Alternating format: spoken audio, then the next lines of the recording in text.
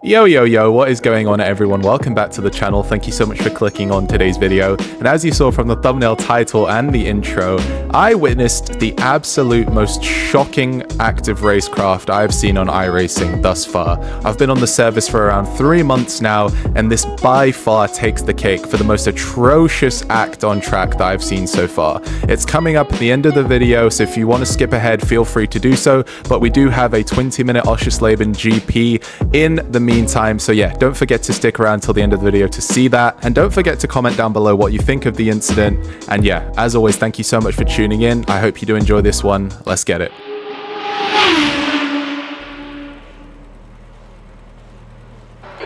15th place, 20 minutes. And here we are, as 5 red lights do appear on our HUD. We have Ruben Cuso ahead of us, Juan Redondo in the blue and yellow livery behind us. Let's see what kind of start we can get off to. It's a pretty decent getaway, I won't lie. We have a Kentucky Fried Chicken livery right next to us. That looks very tasty indeed. But heading into Hotel T1, a notoriously difficult corner, let alone in the F4s and let alone on cold tires on lap 1. So we're taking it rather easily, absolutely taking up all the curb on the inside, not to make any contact with any cars trying to go around our outside. But look at that, Juan Redondo gives a little bit of a scare as we look to our left and he suddenly appears, so we can't fight it too much heading into T2, and we are very happy to give up the position. But having said that, we are gaining a little bit on him heading down the straight, but again, he does have the inside line, so there's not much we can do, and we do concede in P15 heading into the slow right-hander. Very tricky. You want to hug the curb as much as possible and then get on the power very quickly heading into the fast right-left chicane. This is one of my favorite corners in all of the tracks I've raced in iRacing. Absolutely unbelievably fun, especially in higher powered cars. I'm used to it in the V, but not so much in the F4, so it is an absolute dream to drive. And now we're heading into the looping right and left combo corners. These are very fun to do if you get it right, and it is a smooth transition as you head into the penultimate corner. This is a slight lift, but you want to keep it in fourth and then get on the power quickly as you head into the final turn of the lap, which you go down pretty hard braking all the way into third gear, and then again straight back onto the power as we're trying to make a move onto this small group of cars ahead of us. We have Juan Redondo to our left again. He's squeezing us a little bit onto the right side of the track, leaving us just one car width, but again, there's not much we can do. He has the inside line, and the car ahead, Rodriguez, brakes quite hard, so again, there's not much we can do. We get boxed in there, and as we take Hotel, we haven't made any move stick, but we are going to skip ahead onto lap 3 of this race.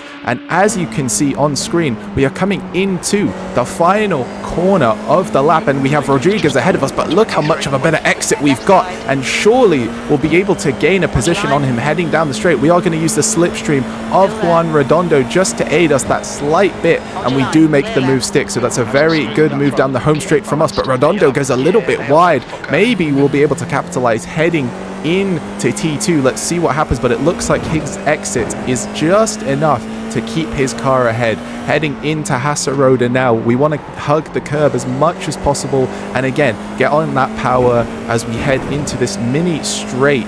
Let's see what we can do. Redondo is 3/10 ahead of us now, and we've developed a bit of a gap to Rodriguez behind, so it's looking good for us to hold on to this position here as we head into the slow right-hander, but we do go a little bit wide. Unfortunately, that has allowed Rodriguez to close back up onto our gearbox, and unfortunately we haven't lost that much time to Redondo ahead, but we have decreased the gap behind. So now heading into this straight, we need to make a move onto Redondo. He goes a little bit wide, and surely that will be us into P10. He's had an absolutely terrible corner there, putting 2 tires onto the grass, and that allows us to make the move stick heading into the fast right, left, high-speed corners, and that is us. But look at him, he's coming back at us. He has a lot more speed heading out of those set of corners than us, and unfortunately, is he going to try and make a move into the last corner? It doesn't look like he is, but we do lock up, and we're not very secure here, driving a little bit raggedy, I must say so. Push down. I want the taxi well. But yeah, as you just heard on the radio, Juan is telling us to push, but as we fast forward into this race, the funniest thing happens at the end of the next lap. The gap is now 2 seconds, so I found that rather funny. The guy's telling me to push pull positions, and he's not even able to catch up. So as you can see, I do give him a little bit of shit talk thought that, and I found that really funny during the race. I thought I was going to be under pressure from him, but it looks like he's slowing down, and now the gap is 2.1, so I gave him a little bit of a taste of his own medicine, telling him to push, so that was quite funny. But anyway, on to lap 5 of this race now, and we have a gaggle of cars ahead of us. That's 3, 4, 5, 6 cars, and it's Ruben Cuso that is the closest to us in P9, so we really need to make some inroads. Hopefully that group of cars will be fighting enough so that we can eventually catch up with the pack and try to make some overtakes here and gain maybe into the top 5. But let's see, it's a bit of a slow corner from us. We do hug the apex, but not optimally,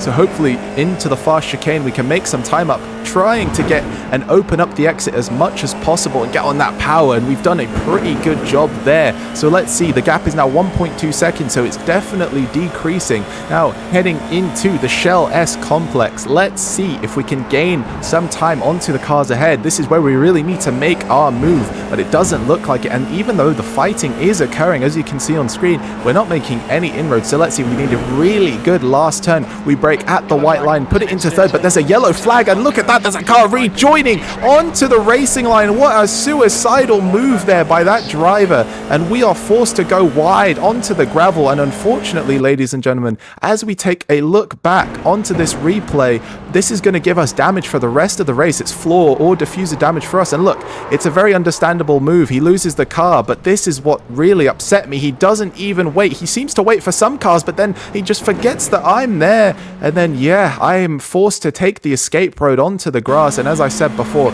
that unfortunately gives us damage for the rest of this race, and I didn't know so until a little bit later on. As you are about to see, we just lose positions down the straight. Cars are gaining seconds upon seconds on us due to the damage we have incurred. So as you can see, this is the first car to pass us, and unfortunately this is the guy that made us spin off, so it was an extra bitter loss of position, because this is the guy that actually caused our damage in the first place. So seeing him fly by here on the home straight was super frustrating, but again, there's not much we can do. As you can see, he makes the pass into T1, and there's really no way I could have defended the position any harder. I just had no straight line speed, and as you can see, jumping to lap 11, the same thing is going to happen. Another driver, clearly with no damage, just takes it on the inside. We have no way of defending, and yeah, that was the story for the rest of this race. We just kept losing positions, as you can see, slipping away down the straight. But now we are coming to the most important part of this race that you've all been waiting for. We are on the final lap.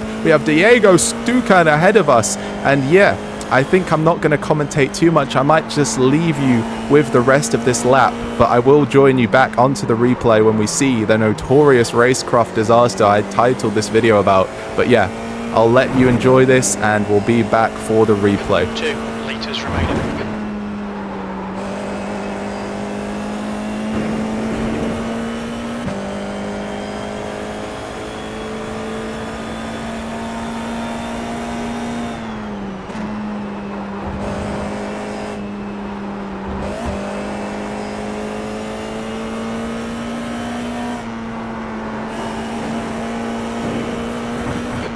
To go, 2 minutes. Yellow flag, keep your eyes on mate. Incident in Saxon and Hull curve. Looks like it's Bolton.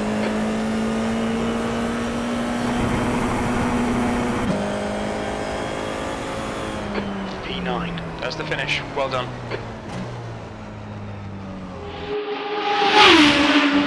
And there you have it. I hope that lived up to your wildest expectations, but I just could not believe this. Seeing this coming down the home straight, the guy goes off, he rejoins, he sees the car coming on the inside, he just goes across the track to take out the guy ahead of us. I just could not believe my eyes. As you can see, this is the unfortunate victim of this idiot's actions. He just goes to defend and cut the guy off. I've never seen anything like that, and there is just no excusing this type of behavior. I really do hope this guy gets a serious ban. Look at this. He joins the track, sees that the guy is coming, he goes to defend and just takes the guy out.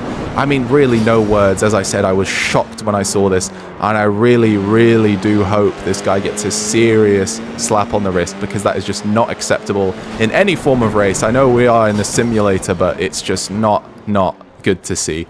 And yeah, not much to say about that, ladies and gentlemen. I hope you did enjoy the video. Please let me know what you think of that incident. And yeah, I just really hope the iRacing stewards got a hold of that, because there's no place for it. And as you can see, he just runs the guy off track. And yeah, carnage ensues. The guy does a 5,000 degree spin, and somehow I net a P2 gain to finish the race. But yeah, not what you want to be seeing at all. Anyways, I hope you did enjoy this video. Let me know in the comments what you thought of that crazy racecraft idiotic move from the guy in the green car. And yeah, I hope you did enjoy. Have a great rest of your day. I'll see you in the next video. Peace.